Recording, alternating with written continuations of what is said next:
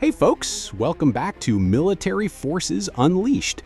Today we're diving into one of the most dramatic arms races of the Cold War, one that wasn't fought with tanks or nukes, but at Mach 3, 60,000 feet in the air. This isn't just about machines, it's about fear, miscalculation, and the desperate scramble for dominance in the skies. Because in the late 1960s, the United States thought it had just been checkmated by the Soviets. A new fighter, the MiG-25 Foxbat, was smashing speed and altitude records. The Pentagon panicked, and their answer? A fighter jet that would go on to become a living legend, the F-15 Eagle.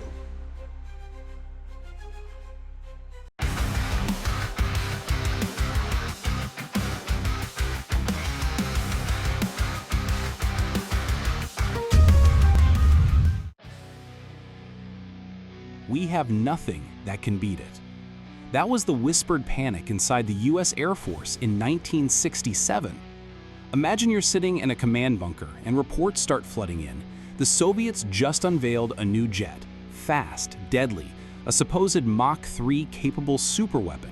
It flies higher than anything we've ever seen, and our best fighter? Completely outclassed. Spoiler alert, most of that panic was based on false assumptions, but the damage was done, and it forced the US to create something unprecedented. To understand how the F-15 came to be, we've got to rewind to 1967. The Soviet Union unveils a mysterious jet that seems to rewrite the laws of aerial combat. It's big, it's fast, it's shattering records.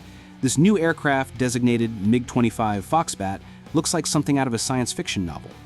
According to James All the World's Aircraft, the MiG-25 hit Mach 2.8, with some test flights brushing Mach 3.2, faster than any operational US fighter.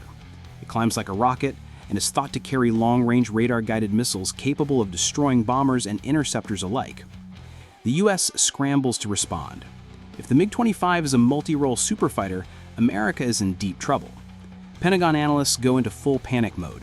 The F-4 Phantom, the US's top dogfighter at the time, simply isn't equipped to deal with this. It's heavy, sluggish in close quarters, and designed for a type of combat that Vietnam just proved obsolete. Let's talk reality. During Vietnam, US doctrine preached that dogfights were over. Enter the F-4 Phantom, a missile truck with no gun. Why? Because radar-guided missiles were supposed to kill targets before you even saw them. Except that theory fell apart like a cheap tent. Phantom pilots were thrown into chaotic close-quarters dogfights with nimble MiG-17s and MiG-21s. These jets were lighter, had guns, and were flown by pilots who knew how to fight dirty. The result? Phantom kill ratios dropped embarrassingly low. Only 14% of missiles fired ever hit anything, according to Defense One. And when you have no gun, no maneuverability, and your missiles don't work, you're basically a flying coffin. The Air Force learned the hard way, dogfighting wasn't dead. It just got a new zip code. And they'd need something built from the ground up for air superiority.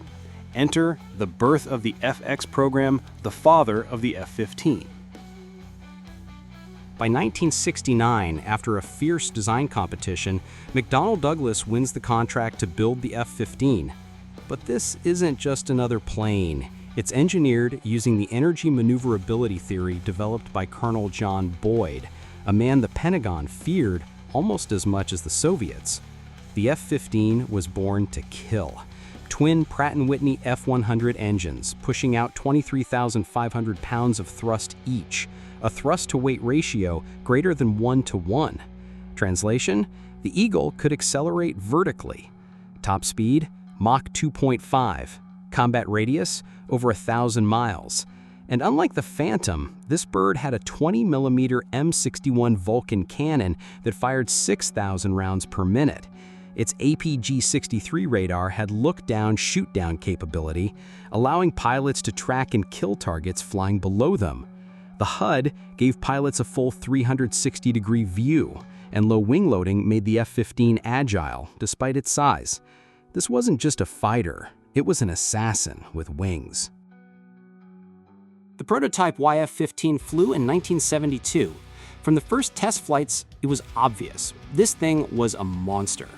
In mock dogfights, it outclassed the F-4, humiliated the F-5, and turned simulated MiGs into target practice.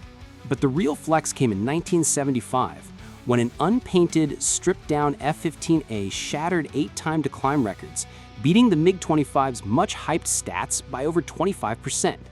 One of the climbs took the jet to over 30,000 meters, basically the edge of space. Israel was the first foreign buyer, and they put the F-15 to work immediately. In 1979, Israeli Eagles took down 4 Syrian MiG-21s in a single engagement. No losses. It wouldn't be the last time the Eagle cleaned house. And now, the twist. In 1976, a Soviet pilot named Viktor Belenko defected to Japan in a MiG-25. The Americans finally got to pop the hood on the Foxbat. Turns out, it was mostly hype. The MiG-25 was built from nickel-steel alloy, durable but heavy. Its monstrous Tumansky R-15 engines were designed for speed, not agility. Max G-turn? 4.5 Gs. Compare that to the F-15's 9G capability. The MiG's avionics were vacuum tube tech, and it couldn't even track targets below it. It was a high-speed interceptor, not a dogfighter, designed to shoot down bombers, not tangle with eagles. What started as Cold War paranoia turned into one of the most successful fighter programs in history. The F-15 didn't just match the MiG-25, it obliterated its entire purpose. Over the next few decades, the Eagle became a symbol of air dominance. It racked up over 100 air-to-air kills with 0 losses in dogfight engagements. From Israel to Saudi Arabia, Japan to the US, the F-15's presence in the world's top air forces changed the balance of power. It also forced other nations, especially the Soviets, to rethink their aircraft design philosophies. And while the MiG-25 quietly faded into obscurity, the F-15 evolved. It became the F-15C, then the Strike Eagle, and now the F-15EX, a modernized beast with 21st century tech and double the missile load. Looking back, the MiG-25 was never the threat it seemed, but fear has a funny way of creating progress. If the Pentagon hadn't panicked, the F-15 might never have existed, and it's a lesson that repeats itself. Sometimes it takes a myth to drive real innovation. The F-15 wasn't just a technical leap, it was a psychological one.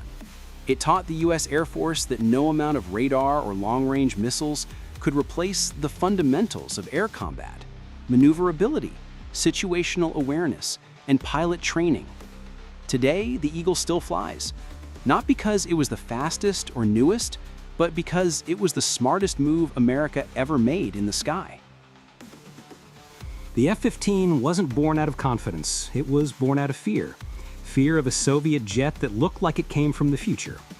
But in responding to that fear, the US created a machine that has ruled the skies for over 4 decades. And the irony? The Foxbat never stood a chance. The F-15 wasn't just better, it was built on the failure of every doctrine that came before it. So next time you hear about the next big threat, remember, fear makes mistakes, but sometimes it also makes legends. Thanks for watching, crew. If this story made you look at the Cold War skies a little differently, mission accomplished. The F-15 may have been born from fear, but it gave us decades of dominance and a damn good reason to never underestimate innovation driven by panic. Think about today, with new hypersonic threats, AI pilots, and next-gen stealth fighters emerging from the shadows, are we repeating the same cycle of panic then progress? Drop your thoughts in the comments. What legendary aircraft, showdown, or forgotten project do you want to see next? We read every comment, and yeah, we've got a long flight log to go through. So don't just watch, join the squad.